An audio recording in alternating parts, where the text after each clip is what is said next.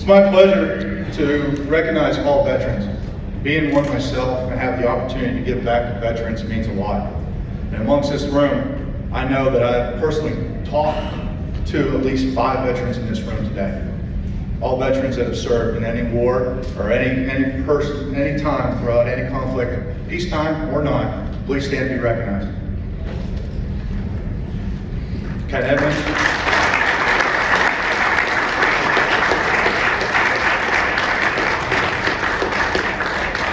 It's a small world. I served in the same installation with a military intelligence officer that is part of the Ring by Name during the same time we were there. Thank you.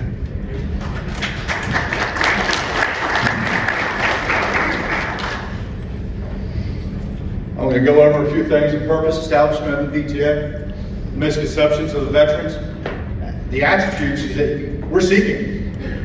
How to retain, recruit, train, and employ, and retain them throughout your business. What are the benefits of a veteran hiring? What are the resources that help you to hire a veteran and also protect you to keep within those guidelines? And then we'll close out. Has everybody seen this page or landing page within the VETech organization? But if you have not, check on there. It gives us a quick summation of how it was established. It is free to all of you. It's free for you to post a job posting of any position within your company. It's free for the veteran to look at the job postings and put their resume on there. Don Rice and myself and Adam have been reaching out to a lot of veteran programs and trying to get our program tied into them as an opportunity. I have a lot of outreach because of the processes that I prepared myself from retiring to be in a employment opportunity, because I sat back and I looked and I said, honey, I'm about to retire. I want all the honey-do list that you could possibly have for me. I came home for 2 weeks. I knocked that stuff out within 4 days. I said, I'm bored as hell. I want to go work and I need to do something else. I was combat arms for 25 years. Combat arms doesn't really translate if you look at it, but it does. The things and positions that I did within my career got me to where I'm at today, and also with the education processes that BTA offers. Thank you, Ken Edmonds, for getting me to where I'm at with all of your programs and the BTA programs that are offered. I highly encourage using those, but this is free to everybody. Please go to that landing page and post your job offerings. Start looking. Veterans have the opportunity to get on here for free.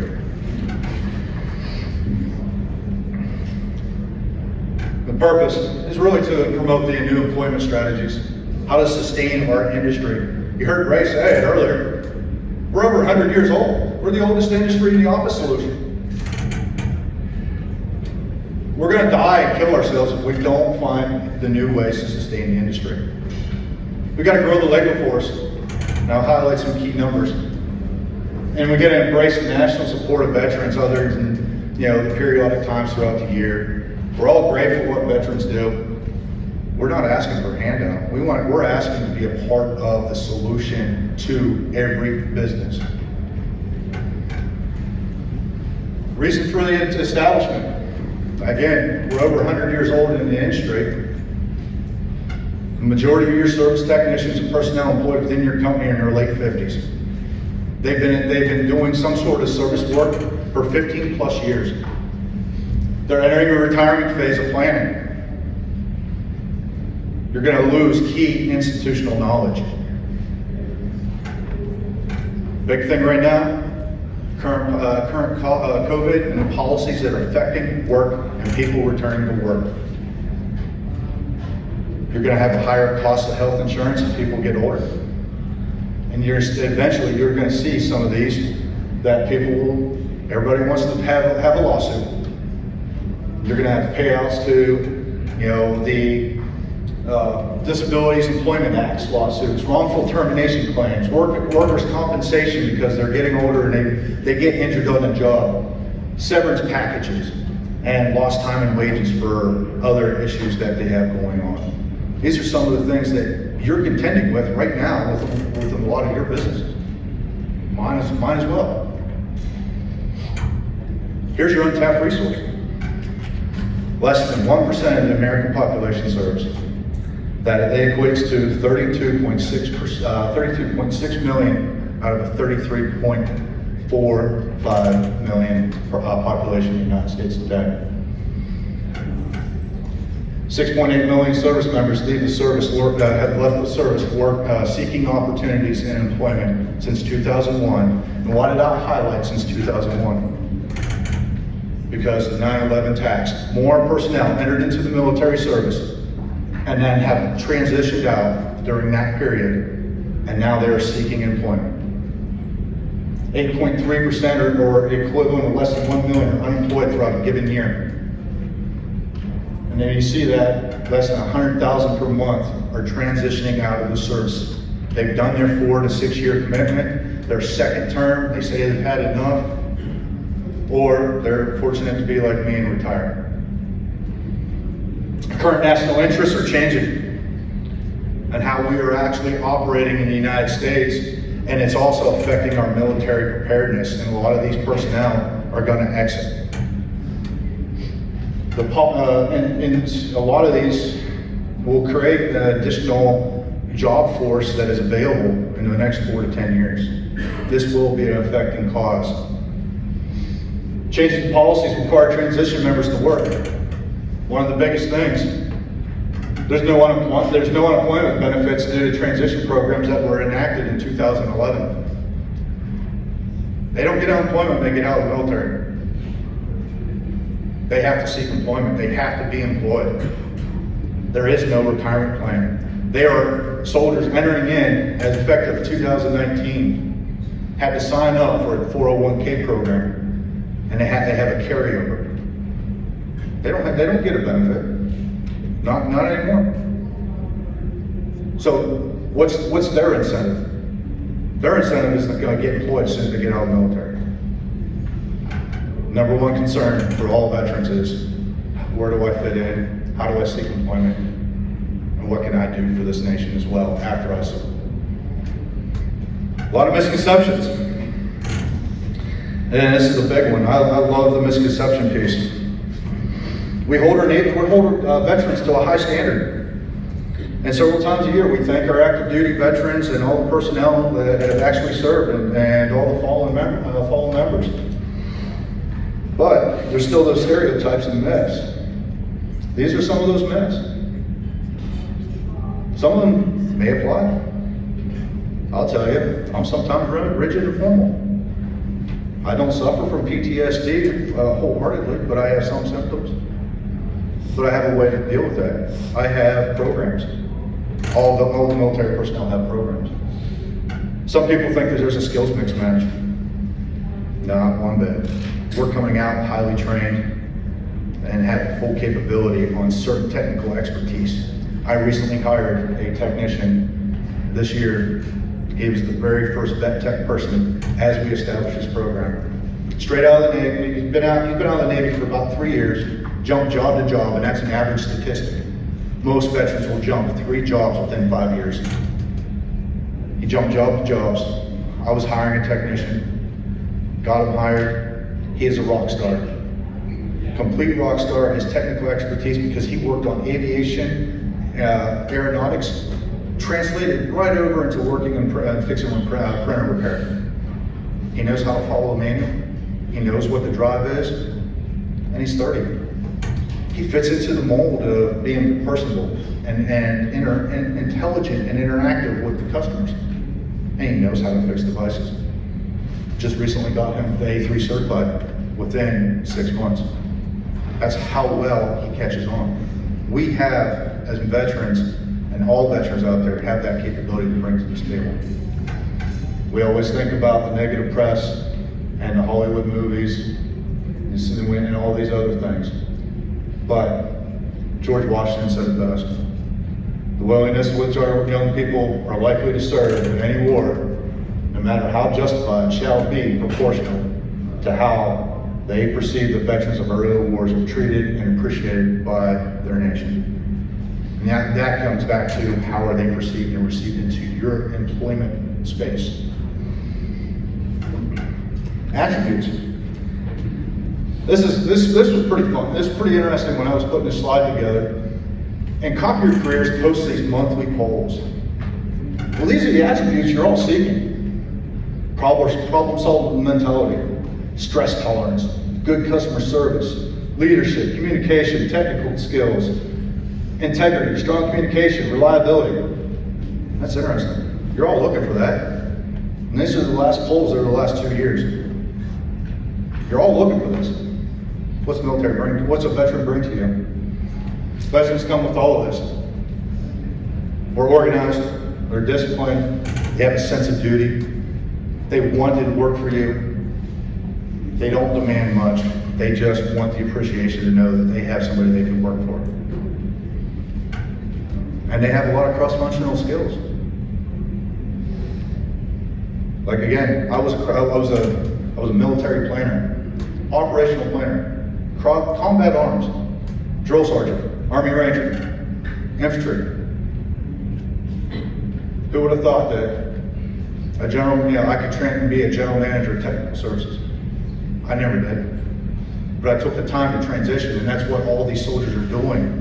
When they have an opportunity, they have 1 year to go through transition preparedness to get them ready to come into your workspace. They're ready. They have to do this. They have to be ready to come to you. There is no unemployment, so they're looking to be employed. Some of the benefits to you: salary reimbursement and assistive technology for the Veterans Recruitment and Employment Program. And these slides will be shared. This link is found. Non-paid work experience training. It's a program that you can tap into. Benefit is also lower healthcare costs. You're not, first term and midterm career veterans will carry over a 6-month healthcare program.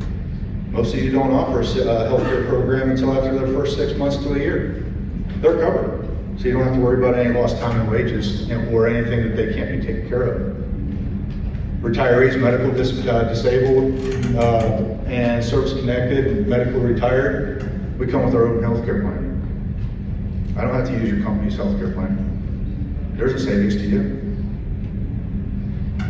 There are tax incentives with hiring veterans. You have the Work Opportunity Tax Credit and American Recovery Investment Act that gives you the opportunity to cash in anywhere from $2,400 to $9,600 per person that you hire, as long as you fall within those guidelines. Those guidelines are found right there. And additional sources, Dead Org's another place to go to, and it helps employers and do this. Well, in order to maintain a veteran, they look for some things too, because they're used to being rigid, being formal type of deal, right? All right. Well, we want to know how we fit in. Get your job postings, tailor those to eliminate the must-have X amount of years in experience in servicing a Canon device. Well, a military veteran's not going to have that. Ken kind of hit it. He says, hey, it takes 3 years to change somebody over and get them fully prepared off the street. Well, I did it in 8 months. Okay? But if you're getting the typical millennial, it's going to be 3 years. You can cut that time in half with getting a veteran. Resume process, change your filtering process. Look for keywords, and there's also links out there. OneNet Online will help you change over your resume process and how to seek veterans. What are you looking for? It'll tell you what MOSs fit within your job-specific areas that you're trying to hire for. You got to think about the long term, like Ken said. What's your 5-year plan? Think about how old some of your technicians are, or your service personnel within your own company. You got to backfill them. When are you going to do that? How are you going to do that? Who's going to be the right fit? Look at the current millennials and Gen X's right now. Are they a good fit for your company? How their mentality is? Yes and no. Does your current business plan and operating model entice and bring in the millennials and Gen X's? You're probably not there, because look at how much they're tied to their cell phones and computers. Military has a sense of get away from that. They know what to do, they know how to get it done. Revamp your interview questions. These are key. How do you relate your military experience? Tell me some of the things that you've had to do. Yeah, I mean, some of you might do this in your interview process already with some of these questions, but these are more ideal for a veteran. They'll tell you. Restructure your 100-day plan and training. That's key. Because you're going to have to look at your different training and certification progressions and timelines. How do you get them to those milestones to be certified in certain areas?